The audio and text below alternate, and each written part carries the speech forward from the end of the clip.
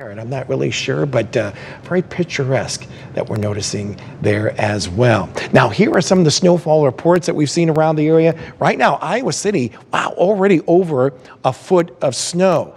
And you can see some of the snowfall amounts even around the immediate Quad Cities, averaging right around 9 inches. Clinton just over 7. Princeton around 5 inches of snow. Even had a report out of, I think, Macomb also had a report about 4 to 5 inches of snow as well. And guess what? It's still snowing.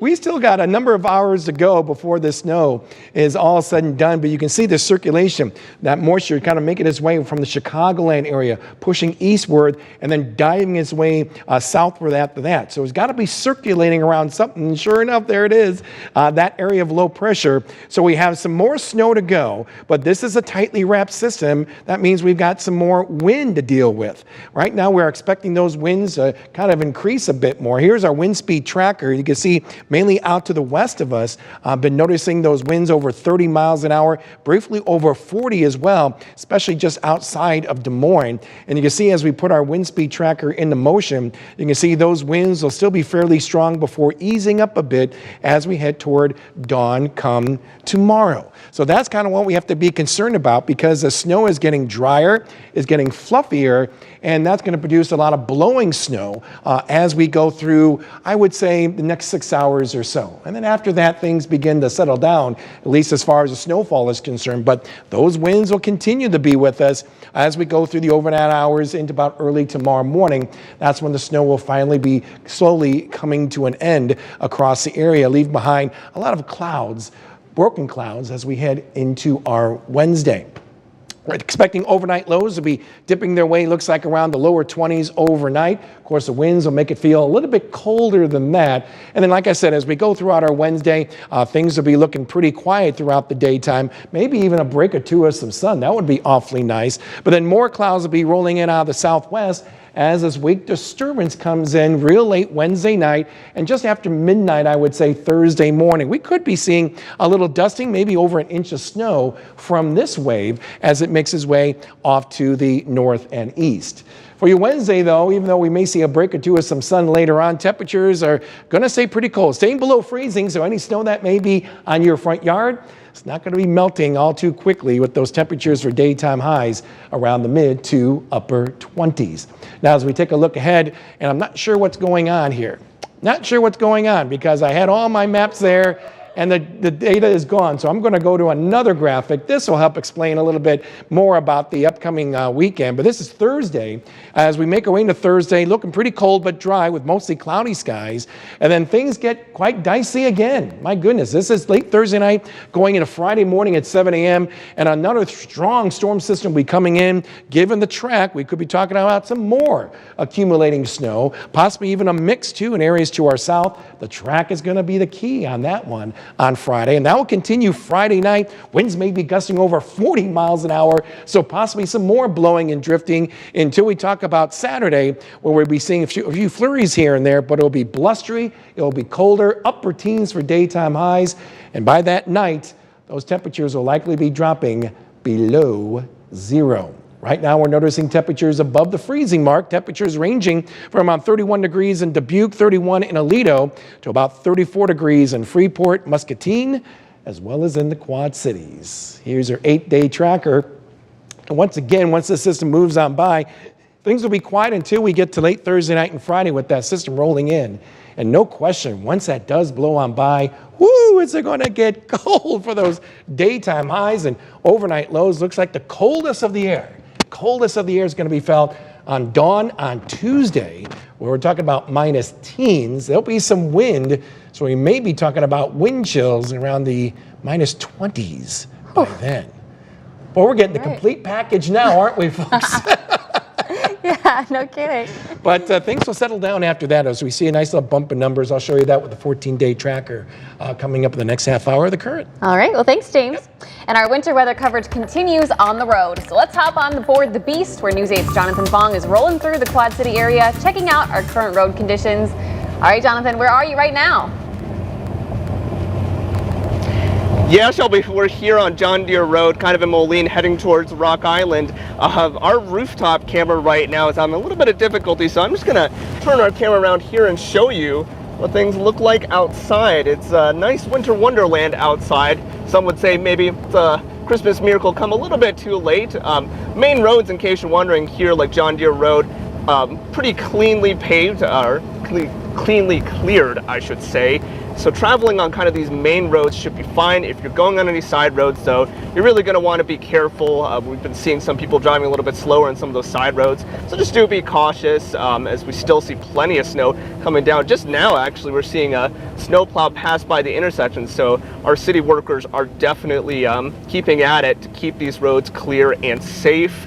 We're gonna drive around town and see if we find anywhere else interesting. We'll check back with you guys kind of in a little bit. For right now, live in Moline, Jonathan Fong, WQAD News 8. All right, thanks so much, Jonathan. Well, still ahead, the ladies are getting it done. From basketball buzzer beaters to a record-breaking night on the ice, we've got all your biggest stories coming up next on Women in Sports.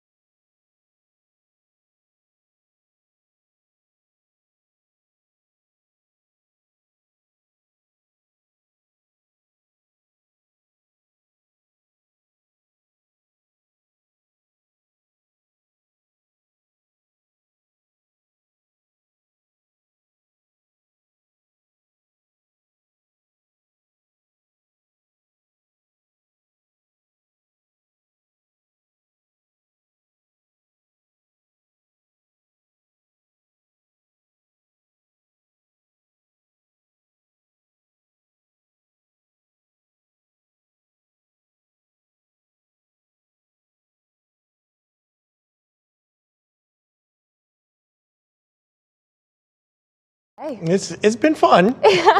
I got there, did my first round of plowing, and I'll be doing the second round, I think, as between shows come tonight. We were just saying, so James has a few days off after this, and he comes back right in time for another round of snow on Friday. It's still on track. Well, we'll get to that in just a little bit, but let's talk about some of the road conditions that are going on.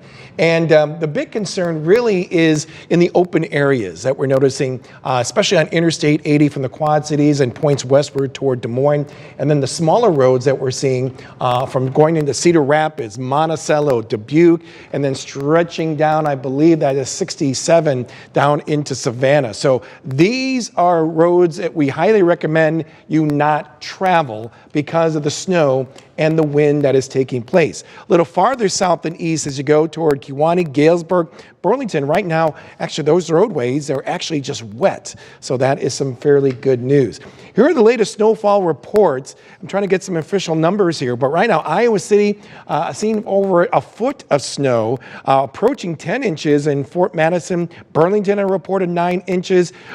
These are noon reports out of the immediate Quad Cities from Moline and Davenport, around 8 inches. And then you go around Princeton, around 5 inches. What's interesting is this wet, compact snow, because of the temperatures that we're dealing with across the area, are either at or just above freezing. So the snow on the ground is actually kind of compressing even more, making the measurements even more challenging. But we still got more snow to go, as you can see, kind of streaming its way from the Chicagoland area, making its way eastward, and then dropping its way southward. So we got more snow to go around here for at least about 4 or 5 more hours. And then we have to deal with the wind that we see increasing just off to our north and west.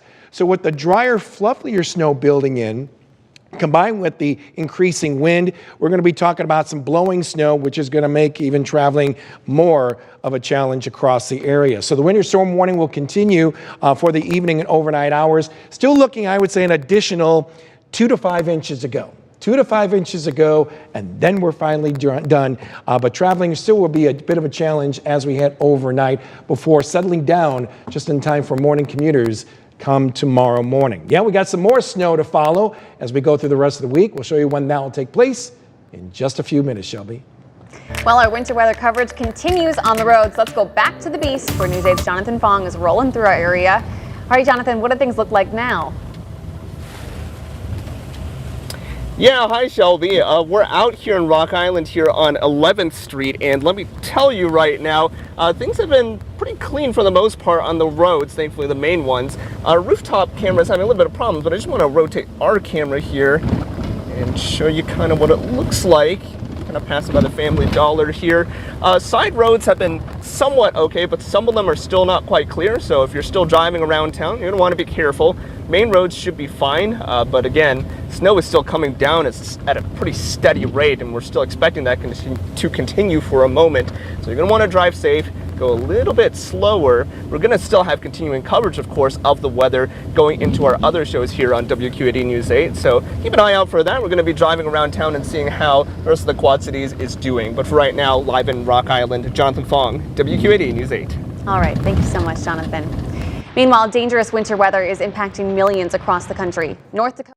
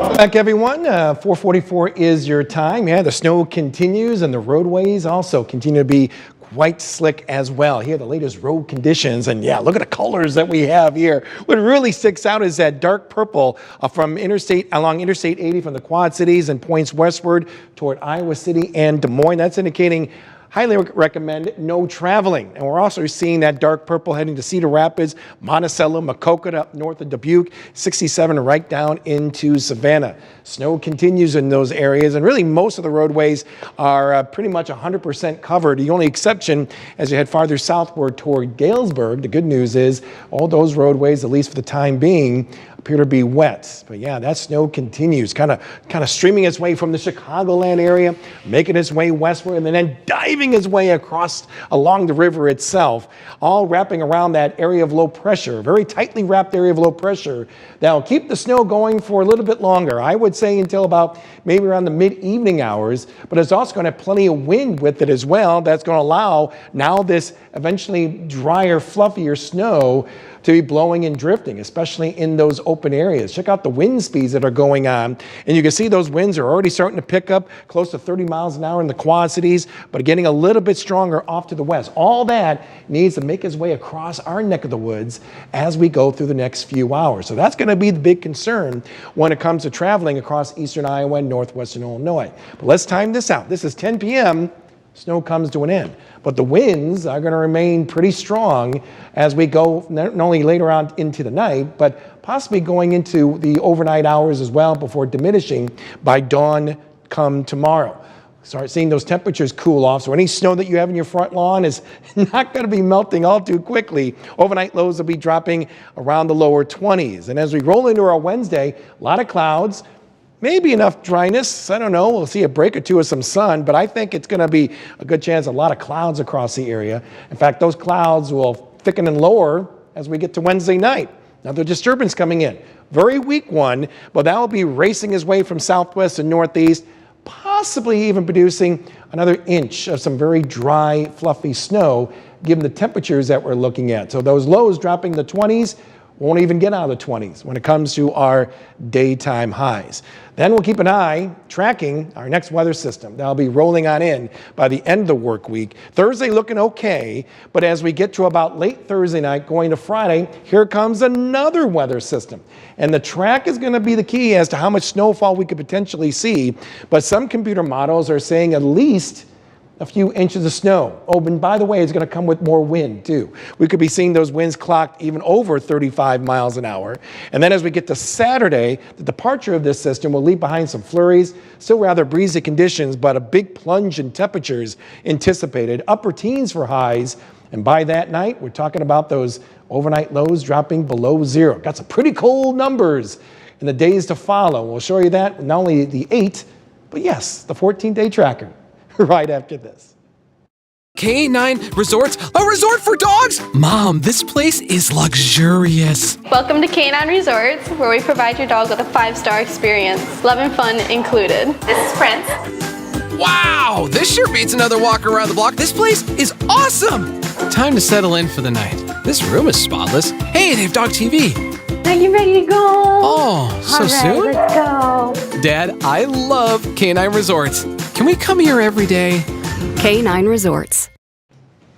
Current temperatures right now either at or just above freezing. That's why that snow on the ground is still wet and compact, and kids are loving it. The snowman population has been increasing across our area. Here's your 8-day tracker. There's that system for Friday going into the Friday night hours and then ending on Saturday. But look at the plunge in temperatures with single digits for daytime highs, below zero for overnight lows. The coldest of the year is going to be felt by Tuesday morning, minus teens. And oh, by the way, there'll be wind. We'll be very likely to be talking about wind chills, even colder still. Fortunately, I just see it for 3 days because after that, temperatures start slowly improving with teens for daytime highs. And then after the following weekend, temperatures may be flirting near freezing once again. Well, thank you. You can go take a break now until News 8 at 5. I got another 10 more minutes, yeah. Thank you so much, James. Well, still ahead, did Jeffrey Epstein's